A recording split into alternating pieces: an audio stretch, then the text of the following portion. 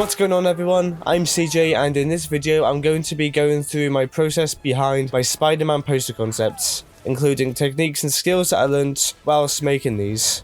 I would also like to note real quick that if I sound a bit weird, I currently have a bad throat, cold, so please bear with my suffering. Cheers. So for research, I looked into different movie posters, the special effects in them, like the glass shattering and stuff like that. And I thought they all looked pretty cool, and I wanted to see if I can use those in my images. So I've decided not to show you poster 1, 2, and 3 for one good reason. First of all, this video would be hours long, and otherwise it would take too long to understand and stuff like that, or not understand but explain. So I'm going to show you the one I actually made developments on and I actually improved on, because the other ones were just stuff I already kind of knew. Okay, so to start off, I pretty much just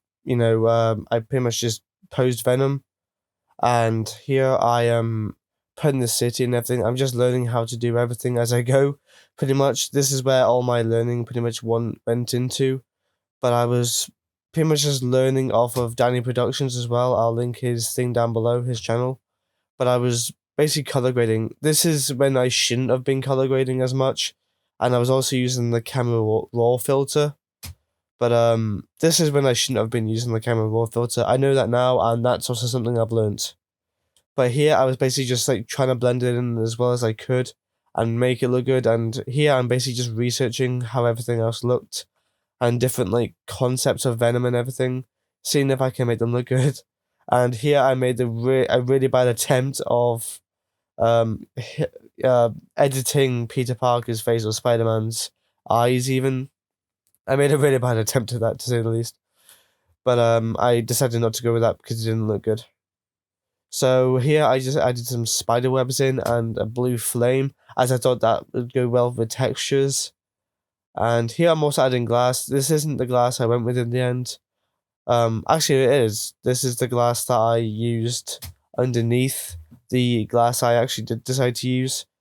But as you can see, this is where a lot of my improvement was and everything. Like, I was trying to make sure everything was actually as I wanted, which for once is something I did. And I'm very happy about it. So here I was just making sure the text actually looked similar to other texts and everything, with the red theme and everything. And as you can notice now, with the color grading and everything, Venom and everything, I was using the blending modes and everything. This is something I wish I knew before. I'm not even kidding. I wish I knew how to use these before. They are so helpful when it comes to movie stuff. And the adjustment tool for the city here, the city below. I pretty much just used a gradient thing on that, and it works so well. But as you can see here, like, this is where I made the most development, honestly. Like, this is where I learned so much more about it and everything. I was trying to make it, like, blend in. I was trying to make everything blend in with highlights and everything. In the end, I wasn't doing it right, but that's something I've learned to do now. But, yeah. So, when it comes to this, I used hue and saturation. I went and took a break here, so well done me, but this is when I can explain stuff real quick. So, the 3 I changed because I didn't like it. And you can see like the red hint on Spider-Man's thing. I didn't know how to change that, and I also thought it looked good anyway, because it kind of shows corruption, I guess, in a way, maybe. But it was mostly like how like Venom's veins were going through Peter or Spider-Man's body anyway, like show the corruption. That's kind of what I was going for, and I thought it looked really good. The paint splashes or splatters were mainly just texturing and whatever. I thought this looked really good as well. So here I obviously messed up Gwen and everything. I messed up how she looked and everything, so I had to do this all again. But I basically I tried to make her actually look like she was actually in it and everything, create some depth in the image. And I thought I did a pretty good job. So, yeah. Now, when it came to the actual, as you can see from that research that I did, this is where it kind of played in a bit, because I also looked at Tom Holland's posters, his movie posters, and I got ideas from that. But as you can see, I'm blending stuff in. This is, once again, like the biggest development in my Photoshop skills. This is why I didn't want to show the other ones, because there would be no point.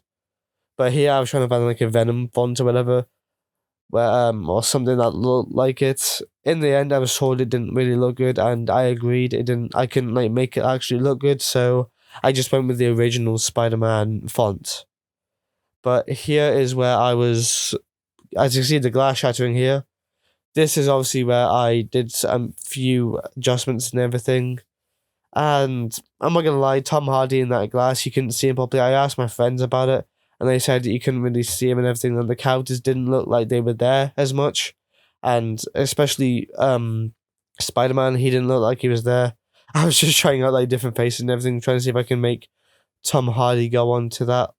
But I couldn't, so I decided to go with like the Spider-Man Homecoming poster, where he has like Venom, which is his alter, I guess, and Tom Hardy, which is the person obviously inside of Venom.